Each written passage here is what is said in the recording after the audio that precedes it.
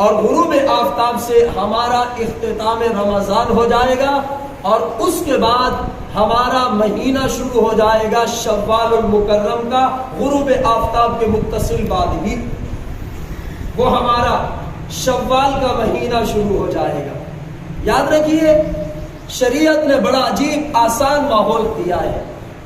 آپ نے فرمایا کہ میاں اسلامی مہینے کا اگر تم نے مدار دیکھنا ہے وہ صوموا علی رؤیتہ وافطروا لرؤیتہ، حضور فرماتے ہیں جب چاند نظر آ جائے تو وہ تمہارا رمضان شروع، اور اگر رمضان دوسرا چاند نظر آ جائے تو تمہارا رمضان ختم۔ ہماری شریعت میں مہینے کی ابتدا کا اعتبار رؤیت ہلال یعنی چاند کے دیکھنے پر ہے، چاند کے دیکھنے پر ہے۔ تو جب چاند نظر آ جائے 29 کو تو وہ اگلا مہینہ شروع ہو جاتا ہے۔ اگر 29 کو چاند نظر نہ آ جائے تو پھر 30 کا عدد پورا ہوگا، اور 30 کا عدد پورا ہوتے ہی خود بخود وہ مہینہ مکمل ہو جائے گا۔ اب اس کے لیے نہ رؤیت ہلال کی ضرورت ہے نہ کسی اعلان کی ضرورت ہے۔ 30 دن جب پورے ہو جائے تو وہ دوسرا مہینہ شرعی طور پر شروع ہو جاتا ہے۔ اب یہ جو مہینہ شروع ہوگا اور یہ جو آنے والی رات ہے، اس میں آپ سے پوچھوں، آپ کہیں گے جناب اس آنے والی رات کا نام چاند رات ہے، کوئی کہے گا عید کی رات ہے، کوئی کیا کہے گا۔ ذرا میں تمہیں محمد عربی کے دربار میں لے چلوں۔ آقا کریم سے بھی پوچھا گیا یا رسول اللہ ادھر رمضان پورا ہوتا ہے، ادھر شوال شروع ہوتا ہے، یہ جو رات ہوتی ہے آپ کے ہاں اس کا کیا نام ہے؟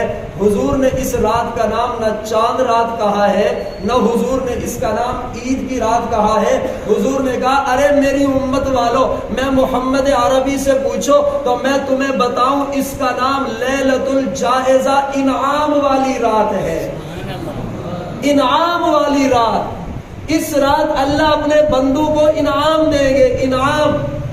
آقا کریم نے ارشاد فرمایا او میری امت والو، ادھر ابتدائے رمضان ہوئی، ادھر سے آغاز رمضان ہوا، تم نے روزے رکھنے شروع کیے۔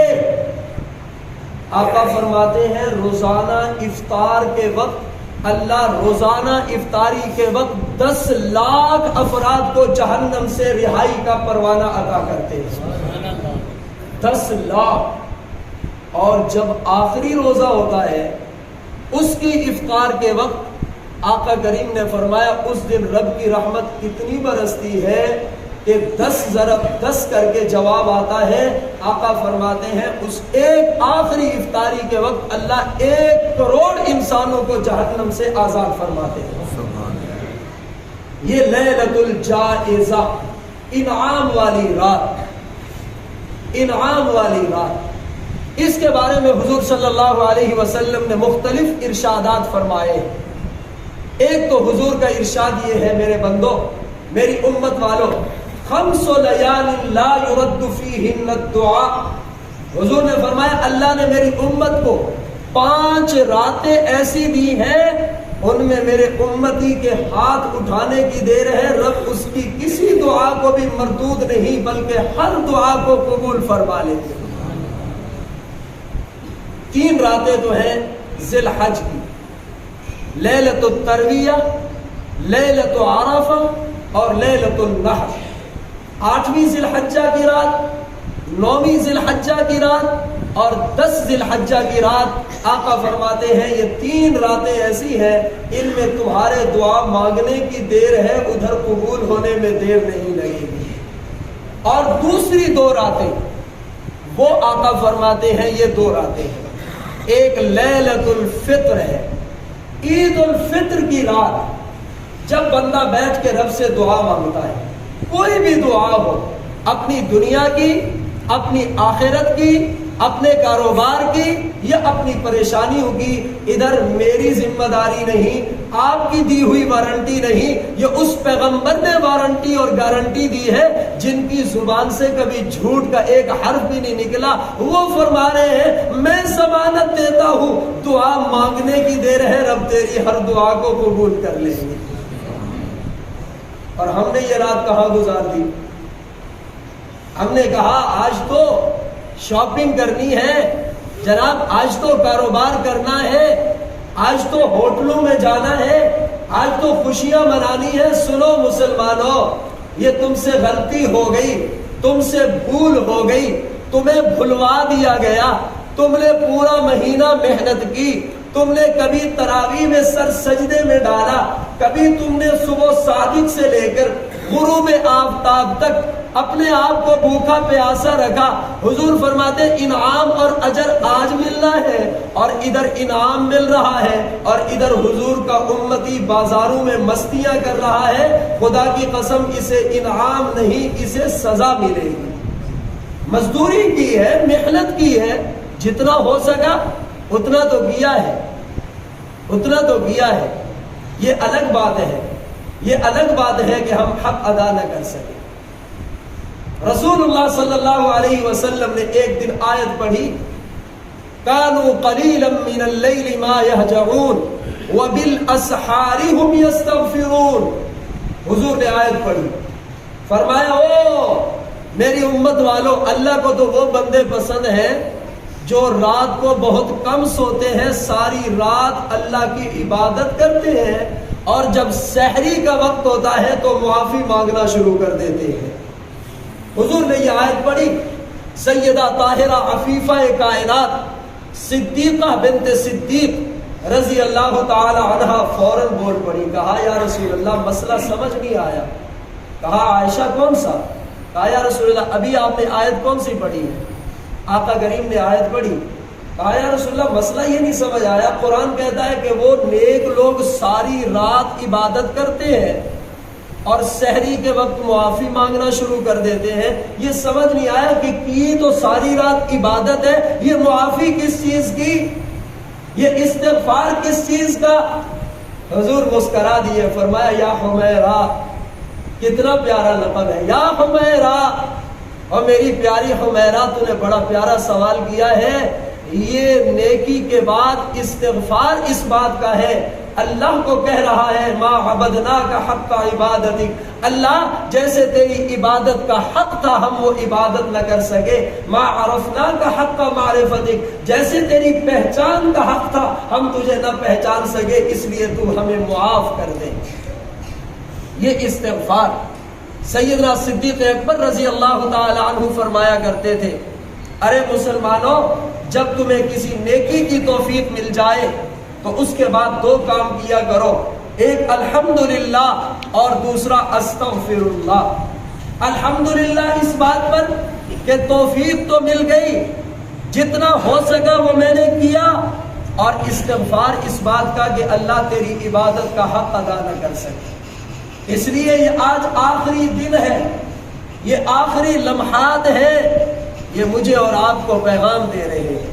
اصل مسئلہ یہ ہے کہ توبہ کا موضوع ایسا ہے کہ لوگ حیران ہو جاتے ہیں کہ یہ توبہ کیا ہوتی ہے۔ لوگوں کو کہا جائے رب کے سامنے روو تو کہتے ہیں وہ کیا ہوتا ہے، کیسے رو؟ ارے آؤ رب کو مناؤ، ارے وہ کیا ہوتا ہے، کیسے مناؤ؟ لوگ حیران ہو جاتے ہیں۔ اس توبہ کے موضوع کو بیان کرنا بڑا عجیب لگتا ہے اور بڑا مشکل لگتا ہے۔ وہ لوگوں کو کہا جائے میاں اللہ سے توبہ کرو، حیران ہو کے دیکھتے یار یہ کیا کہہ رہا ہے کہ توبہ کرو، کیا ہے مجھے، میں کیوں رب کے سامنے رو؟ سنو، جو رب کے سامنے نہیں روتے پھر وہ زمانے میں روتے پھرتے ہیں۔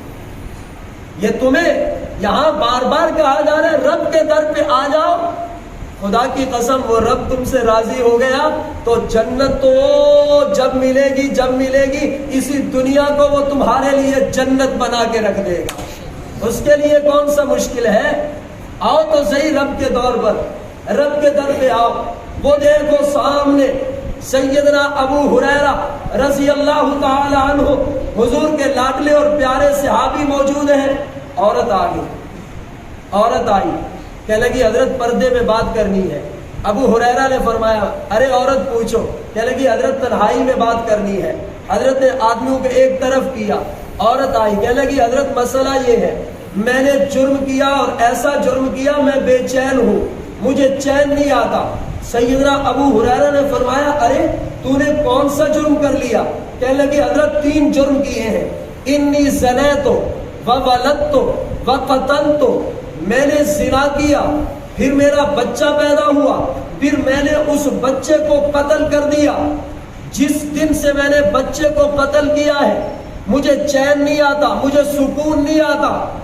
ابو ہریرہ نے فرمایا ارے عورت چلی جا چلی جا, تیری کوئی توبہ قبول نہیں ہے, تیری توبہ قبول نہیں ہے, جا جا, اتنے جرم تو نے کر لیے. عورت روتی ہوئی چلی گئی کہ اچھا میری مغفرت تو نہ ہو سکی, میری معافی تو نہ ہو سکی. ادھر ابو ہریرہ اٹھے, دربار نبوی میں پہنچے, آقا کریم کی دربار میں پہنچ کے عرض کیا آقا ابھی ایک مسئلہ دے کے آیا ہوں, ابھی ایک فتویٰ دے کے آیا ہوں, آپ سے تصدیق کرانی ہے وہ فتویٰ ٹھیک ہے یا غلط. آپ نے فرمایا ابو ہریرہ کیا فتویٰ دیا؟ کہا اس طریقے سے ایک عورت آئی, میں نے اس کو کہا کہ تیری توبہ قبول نہیں ہو سکتی. حضور مسکرا دیے, فرمایا ابو ہریرہ تو نے فتویٰ غلط دیا ہے, جتنا بڑا مجرم بھی ہو رب اس کی توبہ قبول کر لیتے ہیں. ابو ہریرہ نے کہا یا رسول اللہ مجھ سے غلطی ہو گئی, میں نے غلط فتویٰ دے دیا, میں ابھی جاتا ہوں اس عورت کو تلاش کرتا ہوں, اس عورت کو بتاتا ہوں کہ تیری توبہ قبول ہو سکتی ہے. ابو ہریرہ گئے, پورے مدینے کو چھان مارا, ایک ایک سے پوچھا میاں فلاں عورت کدھر ملے گی, میں اس عورت کو پیغمبر کی خوشخبری دینا چاہتا ہوں. ایک دن گزر گیا, عورت نہ ملی. دوسرے دن ابو ہریرہ کو بتایا گیا کہ وہ تو جنگلوں میں رو رہی ہے, دوسرا دن ہے کہ میری توبہ قبول نہیں ہو سکتی. ابو ہریرہ پہنچے, کہا ہے عورت بس کر دے, تجھے پیغمبر نے خوشخبری دی ہے اور تیرے رب نے تیرا ہر جرم معاف کر دیا ہے. اس عورت نے جب یہ سنا فوراً سر سجدے میں ڈالا اور خوشی میں اس نے سبحان ربی الاعلیٰ پڑھی, اور کچھ دیر بعد دیکھا گیا تو اس کی روح پرواز کر چکی تھی. اس لیے مسلمانوں رب کے در سے مایوس مت ہو, رب کے در پہ آ جاؤ, آج وقت ہے, آج رب کو منا لو. اور بالخصوص جو آنے والی رات ہے, نوجوانوں ارے بوڑھو اس رات کو ضائع مت کرنا, اس رات کو ضائع مت کرنا.